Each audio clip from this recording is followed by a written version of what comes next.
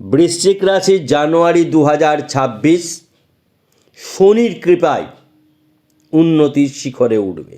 কারণ শনিদেব পূর্ব ভাদ্রপদ নক্ষত্রে অবস্থান করছে। দুশ্চিন্তার বিষয় হচ্ছে অবস্থান নক্ষত্রের ভালো, কিন্তু বৃশ্চিক রাশির পঞ্চম স্থানে অর্থাৎ শিক্ষা ও সন্তান ক্ষেত্রে শনি শুভ ফলদায়ক নয়। এখন বিচার্য বিষয় হচ্ছে বৃহস্পতি অষ্টমে থাকা সত্ত্বেও এই বৃশ্চিক রাশির জাতক জাতিকারা সমস্ত অসম্পূর্ণ কাজ সম্পূর্ণ করবে, আর্থিক দিক মজবুত হবে, কর্মপ্রাপ্তির সম্ভাবনা 100%। বৃশ্চিক রাশির ধন স্থানে চতুর্গ্রহী মহারাজ যোগ হয়েছে, একাধিক শুভ রাজযোগ তৈরি হয়েছে। আমরা বিশ্লেষণের সময় তা বলবো। প্রথমেই গোচরে আসব। বৃহস্পতি মিথুন রাশিতে, চন্দ্রদেব স্বক্ষেত্রে কর্কট রাশিতে, কেতু সিংহ রাশিতে, চতুর্গ্রহী মহারাজ যোগ ধনু রাশিতে, রবি বুধ শুক্র মঙ্গল, রাহু আনন্দ ক্ষেত্রে কুম্ভ রাশিতে, শনি মীন রাশিতে। আমরা একটি বিষয় বারবার আপনাদের বলছি যে জ্যোতিষশাস্ত্র একটি গাণিতিক পদ্ধতি এবং তথ্যভিত্তিক। বৈদিক মুনি ঋষিরা যে সমস্ত তথ্য দিয়েছেন তার সঠিক অ্যাপ্লিকেশন, সূক্ষ্ম ডিগ্রিগত মান ও গোচরের অবস্থান লক্ষ্য করে প্রত্যেকটি পদক্ষেপকে বিচার বিশ্লেষণ করতে হবে, যা মূলত আজকালকার দিনে সেটি হওয়া অত্যন্ত অসম্ভব। কারণ একটাই, মানুষ সারা দিনে যদি শতাধিক জন্মকুণ্ডলী দেখে বা করে, সুতরাং এই বিচার বিশ্লেষণ করার সময় থাকে না। একটি জন্মকুণ্ডলী করতে বা দেখতে সবচাইতে কম সময় লাগলে 6 ঘন্টা, শুধু তাকে অনুধাবন করতে। তাহলে সহজেই অনুমেয় যে প্রচুর জন্মকুণ্ডলী করলাম, প্রচুর প্রচার, প্রচুর আর্থিক অগ্রগতি, এই ক্ষেত্রে কিন্তু শুভত্বের পরিমাণ, জ্ঞানের পরিমাণ অত্যন্তই কম থাকে। জ্যোতিষশাস্ত্রে নতুন বিষয়গুলির মধ্যে সংযোজন কিছু হয়েছে, তখন সেগুলি ভাষাগত কারণে সমস্যা ছিল, এখন সেগুলি সহজেই মানুষের কাছে তুলে ধরা যায়। গোচর কেন? অর্থাৎ সেই মাসে গ্রহরা কেমন অবস্থায় রয়েছে, তাই তার ফল কিন্তু এখানে তুলে ধরা হচ্ছে।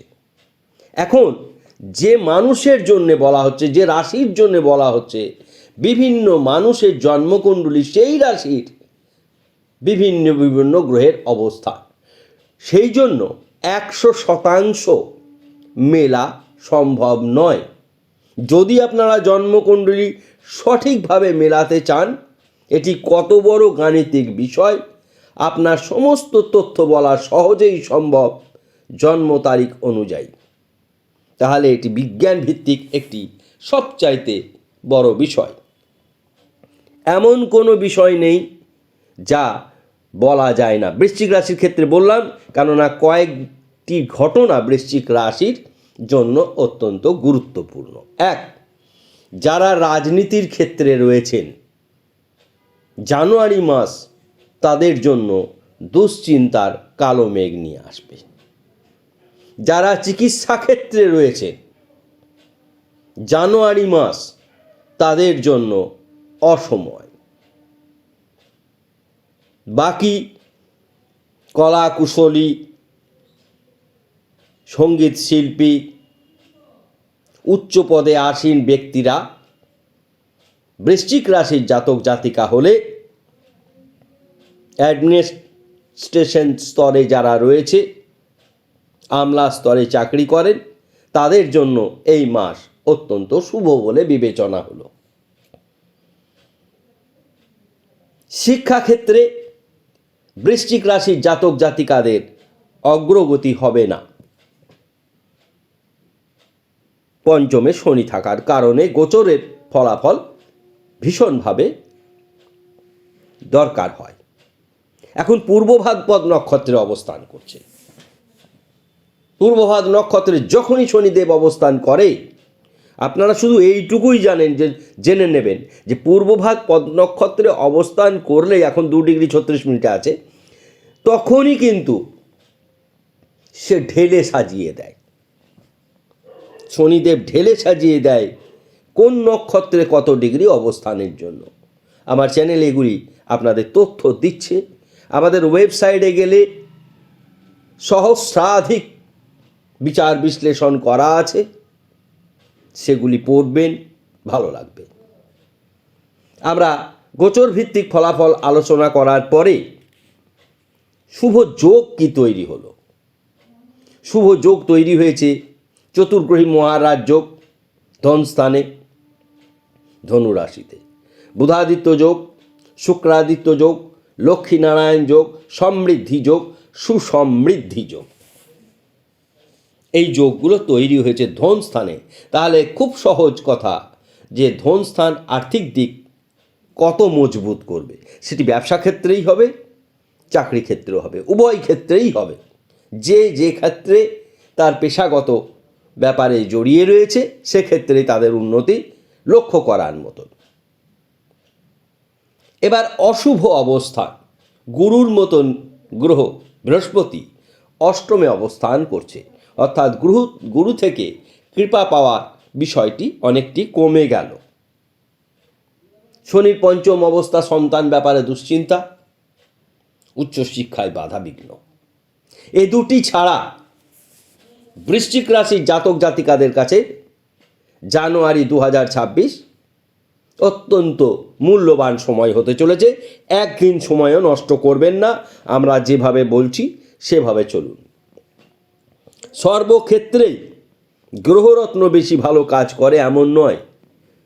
গ্রহদের শান্ত করার জন্য পূজাবিধি অত্যন্ত সুন্দর ও তৎক্ষণাৎ কাজ করে। কিন্তু পুজো বিধি, এই গ্রহের আচার বিচার, পূজা পদ্ধতিগতভাবে অনেক শক্ত, অনেক জানার প্রয়োজন আছে, যা সম্ভবত হয় না। তাই এর যে কি সুফল তা পাওয়াও সম্ভব হয় না। যেমন একটু উদাহরণ আপনাদের দিই।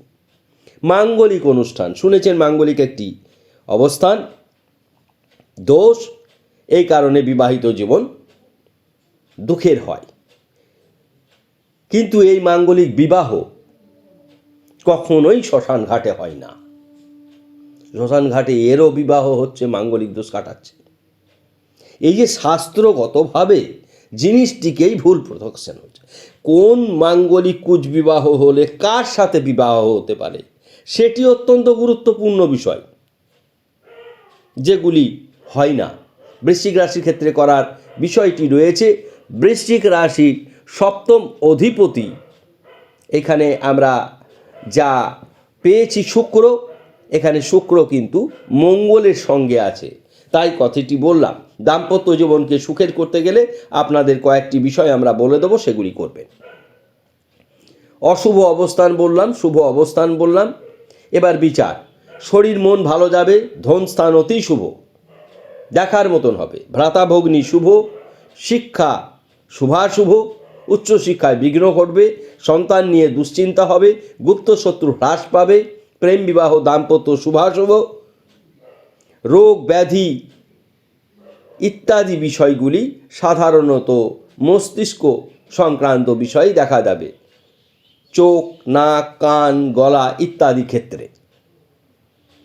কর্ম ভালো, ভাগ্য ভালো, আয় অতি শুভ, ব্যয় সাধারণ। দাম্পত্য ক্ষেত্রে সুখের জন্য আমরা বলবো প্রত্যেক দিন আপনারা স্নান করে মঙ্গলের বীজ মন্ত্র করবেন। ওং হুং শ্রীং মঙ্গলায়, ওং হুং শ্রীং মঙ্গলায়, এই বীজ মন্ত্র আপনারা করবেন। আর একটি বিষয় আমরা এখানে বলে দেবো, তুলে ধরব যে কোন কোন গ্রহের প্রতিকার এই মাসে আপনারা করবেন। শনিবার নিরামিষ আহার করবেন, নীল পোশাক আশাক বেশি পরবেন, সাদা নীল, হলুদ পোশাক বেশি পরবেন এবং বৃহস্পতির বীজ মন্ত্র করবেন।